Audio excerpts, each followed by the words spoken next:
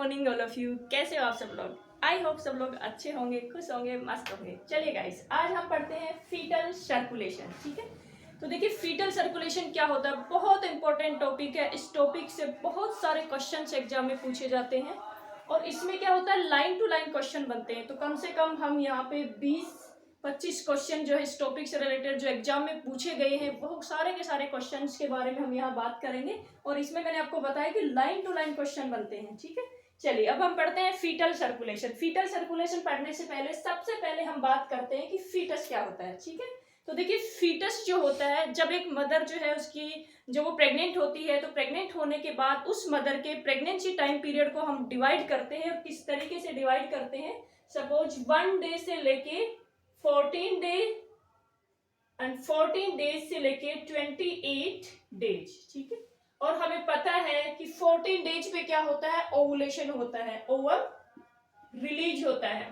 ठीक है, और इसी दौरान अगर ओवम और स्पर्म जो है इन दोनों का फ्यूजन हो जाए, दोनों का मिलन हो जाए, इस प्रोसेस को अपन क्या कहते हैं, फर्टिलाइजेशन कहते हैं। तो देखिए यहाँ पे 14 डेज में ही क्या हो जाता है, फर्टिलाइजेशन अगर हो जाता है। तो फर्टिलाइजेशन जब होता है उस डे को अब क्या करते हैं, हम 0 डे से काउंट करते हैं। तो यहाँ पे ये जो डे हो गया ओवुलेशन या फर्टिलाइजेशन वाला जो टाइम है, ये वाला जो डे है, इसको अपन ने किस डे से, 0 डे से काउंट करते हैं। ठीक है, और 28 डेज का मतलब होता है 2 वीक। तो देखिए 0 डे से 2 वीक की एक मदर जो है प्रेगनेंसी के बाद में उस मदर के यूट्रस के अंदर 0 से लेके और 2 वीक की जो स्ट्रक्चर होती है, इस स्ट्रक्चर को क्या कहा जाता है, जाइगोट। ठीक है, अब 2 वीक के बाद का मतलब हो गया 3 वीक से लेके और 8 वीक की जो स्ट्रक्चर होती है, इस स्ट्रक्चर को क्या कहा जाता है, एम्ब्रियो। ठीक है, इसके बाद आता है आफ्टर 8 वीक का मतलब हो गया 9 वीक से लेके और एट बर्थ की जो स्ट्रक्चर होती है, इस स्ट्रक्चर को क्या कहा जाता है, फीटस कहा जाता है। ठीक है, तो फीटस का मतलब समझ में आया।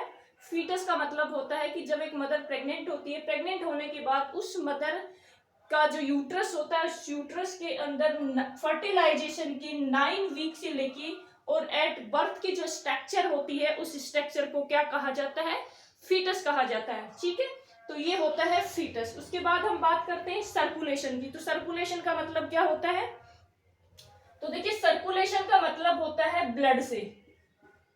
ठीक है, सर्कुलेशन का मतलब किससे होता है, ब्लड से होता है।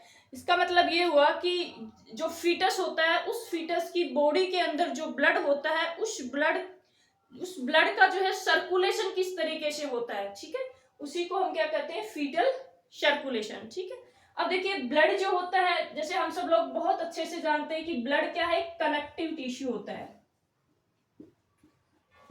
ठीक है, ब्लड क्या है, कनेक्टिव टिश्यू है। ये क्या करता है, बॉडी की हर एक सेल, हर एक टिश्यू, हर एक ऑर्गन, हर एक सिस्टम, इन सब को आपस में क्या करता है, कनेक्ट करके रखता है।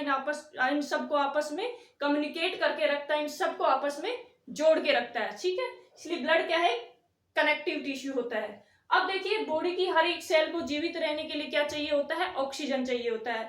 ठीक है, फर्स्टली क्या होता है, ऑक्सीजन, एंड सेकेंड क्या चाहिए, न्यूट्रिएंट्स चाहिए। तो देखिए जो ब्लड फीटल सर्कुलेशन होता है, जो ब्लड सर्कुलेशन होता है, उसका क्या बेनिफिट होता है। तो ब्लड सर्कुलेशन यानी कि बॉडी, मैंने आपको बताया कि कोई भी जो सेल होती है, उस सेल को जीवित रहने के लिए क्या चाहिए होता है, फर्स्ट ऑक्सीजन चाहिए होता है, सेकंड उसको न्यूट्रिएंट्स चाहिए होता है। अब ये ऑक्सीजन और न्यूट्रिएंट्स जो होते हैं, वो ब्लड सर्कुलेशन के द्वारा ही बॉडी की हर एक सेल, हर एक टिश्यू तक पहुंचाई जाती है। इसलिए ब्लड सर्कुलेशन का बहुत बड़ा इंपॉर्टेंट होता है लाइफ में। ठीक है, अब हम बात करते हैं कि जो फीटल सर्कुलेशन होता है, उस फीटल सर्कुलेशन को प्रीनेटल सर्कुलेशन भी कहा जाता है। ठीक है, तो देखिए फीटल जो सर्कुलेशन होता है उसको क्या कहते हैं, प्रीनेटल सर्कुलेशन कहते हैं। और प्रीनेटल सर्कुलेशन का मतलब क्या होता है,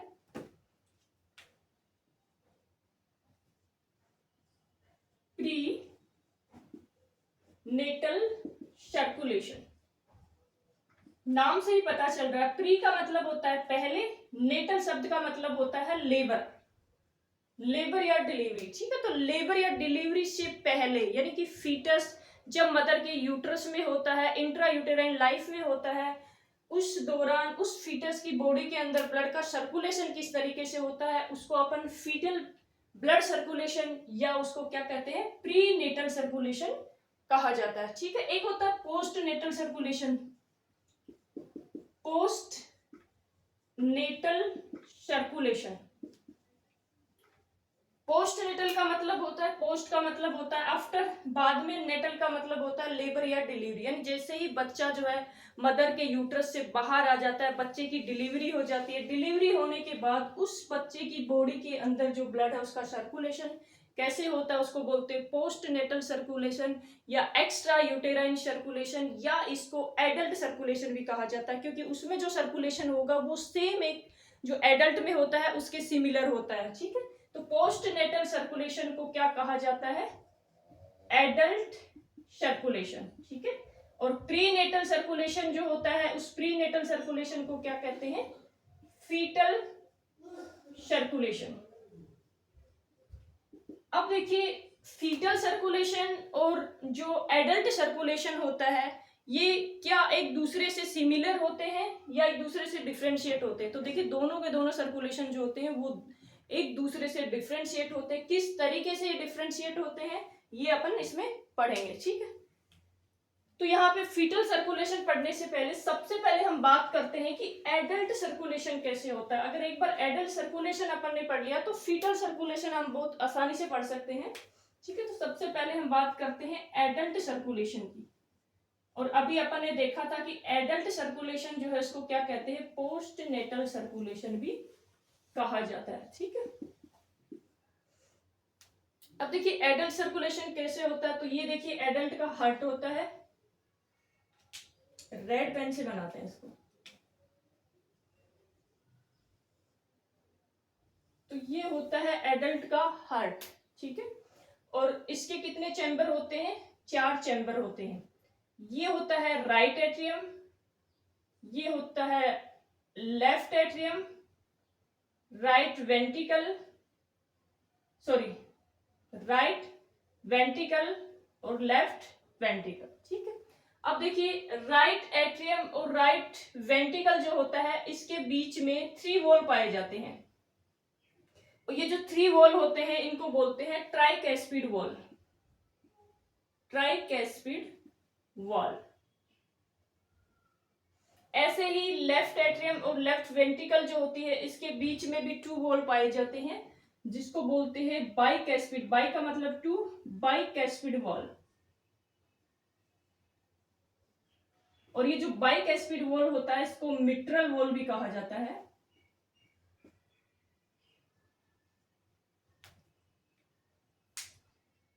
ठीक है, तो देखिए अब हमारी बॉडी की सबसे लार्जेस्ट वेन होती है, कौन सी होती है, 2 होती है। बॉडी की जो सबसे लार्जेस्ट वेन की अगर हम बात करें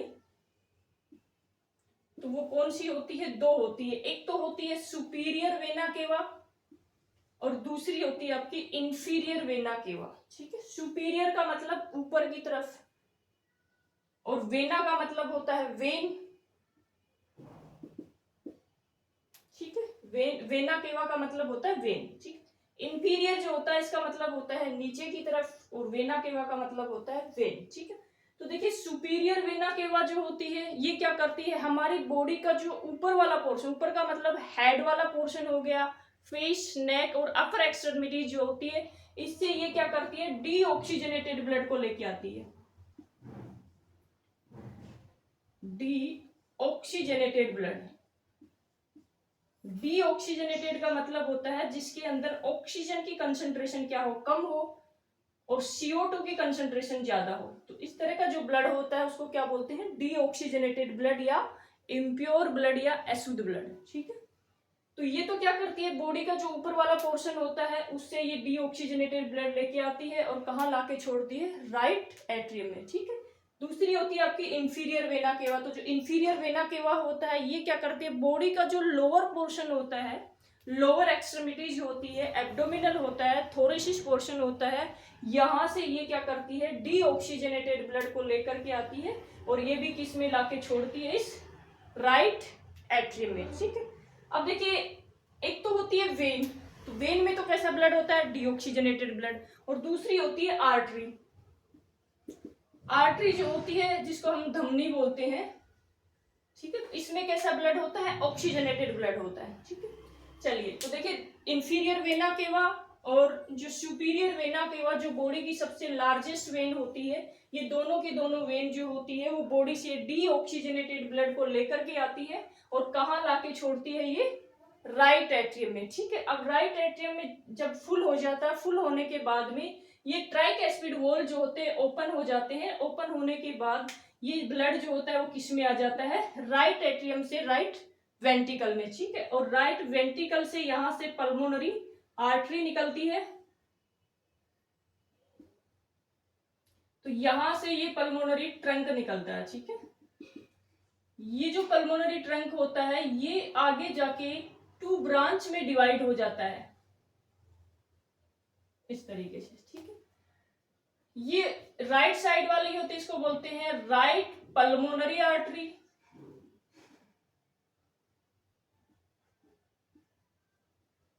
और एक लेफ्ट साइड में जो होती है इसको बोलते हैं left pulmonary artery.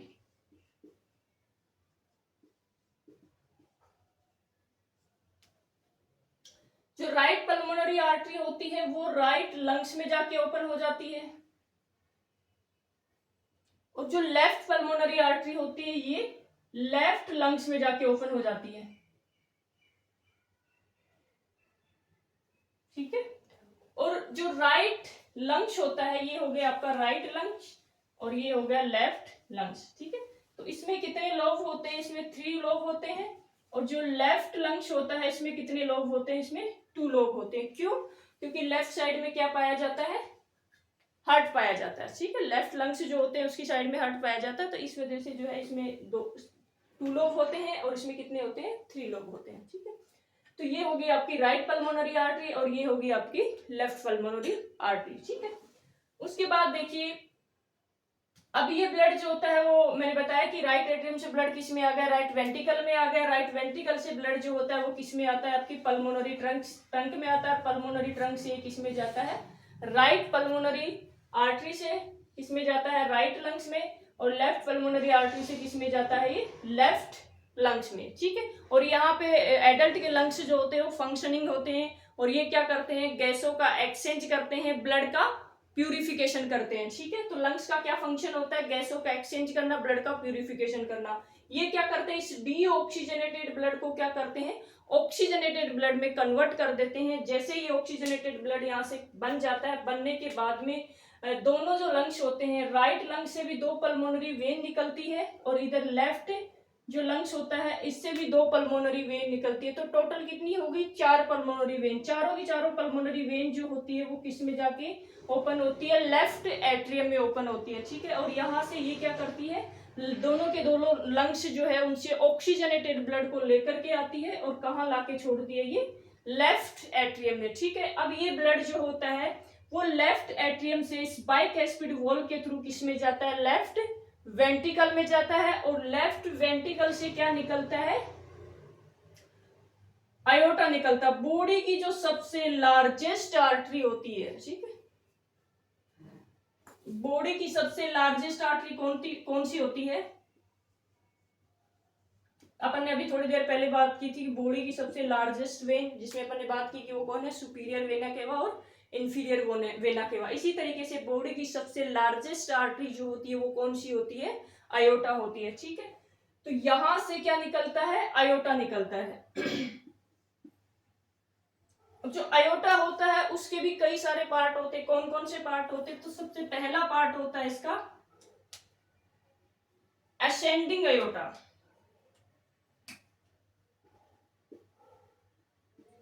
Ascending iota, ascending का मतलब होता है जो नीचे से ऊपर की तरफ जाए उसको बोलते हैं असेंडिंग आयोटा। दूसरा होता है arch of iota, arch of iota. Arch of iota का मतलब इसकी जो स्ट्रक्चर होती है वो कैसी होती है, आर्च जैसी होती है, ठीक है। तो ये वाला जो पार्ट होता है ये हो गया आपका असेंडिंग आयोटा, ठीक है। और ये आगे की तरफ निकलता है यहाँ से नीचे से ऊपर की तरफ जा रहा है तो इसको असेंडिंग अयोटा बोलते हैं, और इधर ऊपर जाके ये एक ऐसी आर्च जैसी स्ट्रक्चर बनाता है, और आर्च जैसी स्ट्रक्चर होने की वजह से इसको क्या बोलते हैं, आर्च ऑफ अयोटा। ठीक है, इसके बाद में तीसरा जो होता है वो ऊपर से नीचे की तरफ आ रहा है, इसलिए उसको क्या बोलते हैं, डिसेंडिंग अयोटा, डिसेंडिंग अयोटा। ठीक है, उसके बाद नीचे वाला जो होता है इसको बोलते हैं thoracic aorta, thoracic aorta.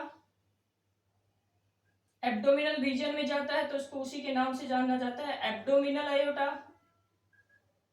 Abdominal aorta. ठीक है, और नीचे वो इलियक पोर्शन में जाता है, ग्रोइन एरिया में जाता है तो उसको बोलते हैं इलियक अयोटा। ठीक है, तो अयोटा जो होता है बॉडी की सबसे लार्जेस्ट आर्टरी होती है, इसके कई पार्ट होते हैं, जो नीचे से ऊपर की तरफ जाता है इसको क्या बोलते हैं, असेंडिंग अयोटा।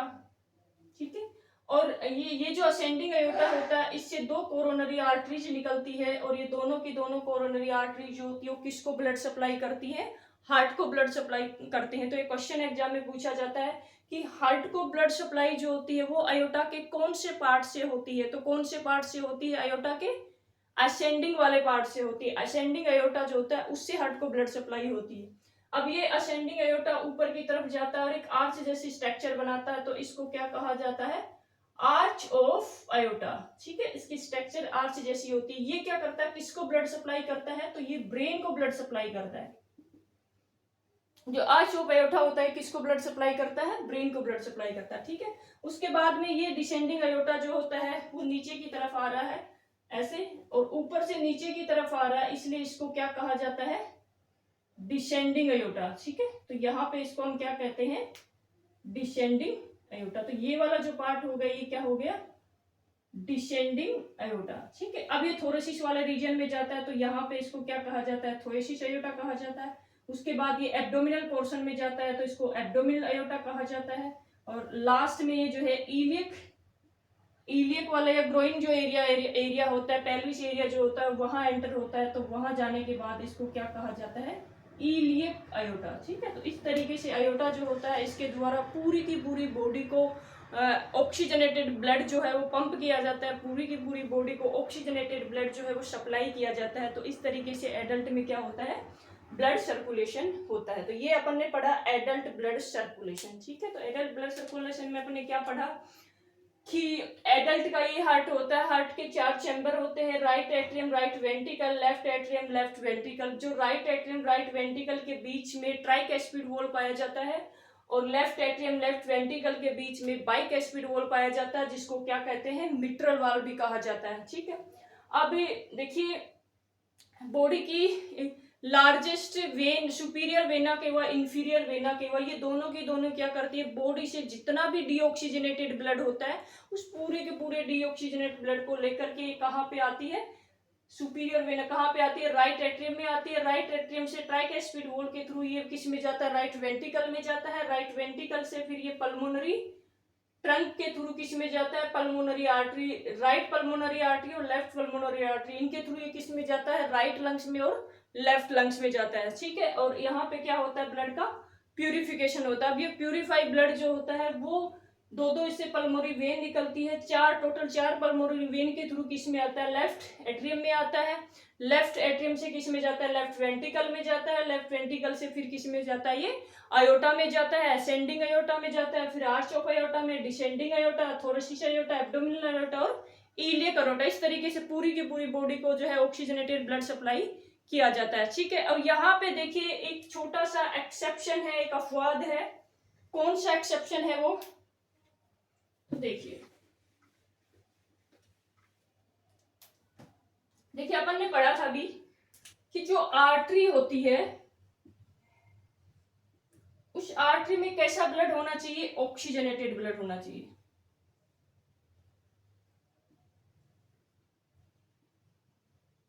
आर्टरी जो होती है उसमें कैसा ब्लड होना चाहिए, ऑक्सीजनेटेड ब्लड होना चाहिए।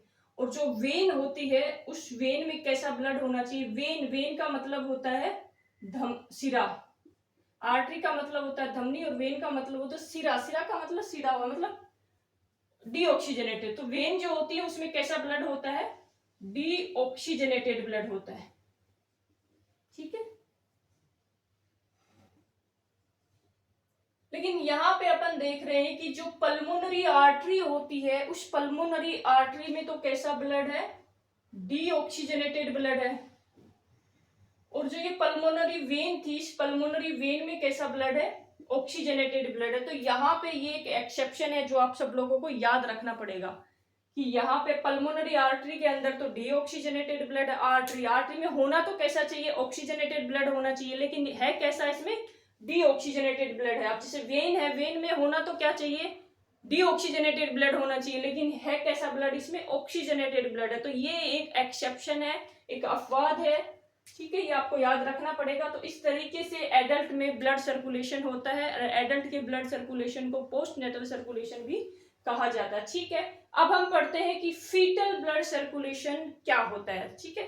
तो देखिए एडल्ट जो होता है उसमें ब्लड का प्यूरिफिकेशन किस में होता है, लंग्स में होता है। क्यों, क्योंकि एडल्ट के जो लंग्स होते हैं वो क्या होते हैं, फंक्शनिंग होते हैं, लेकिन फीटस के जो लंग्स होते हैं वो फंक्शनिंग नहीं होते हैं। इस वजह से फीटस का ब्लड सर्कुलेशन और एडल्ट का ब्लड सर्कुलेशन जो है वो दोनों एक दूसरे से बिल्कुल डिफरेंट होते हैं। अब ये दोनों आपस में एक दूसरे से किस तरीके से डिफरेंशिएट होते हैं, क्या क्या डिफरेंस इनमें होता है, ये चीज हम पढ़ेंगे। तो चलिए अब हम पढ़ेंगे फीटल ब्लड सर्कुलेशन।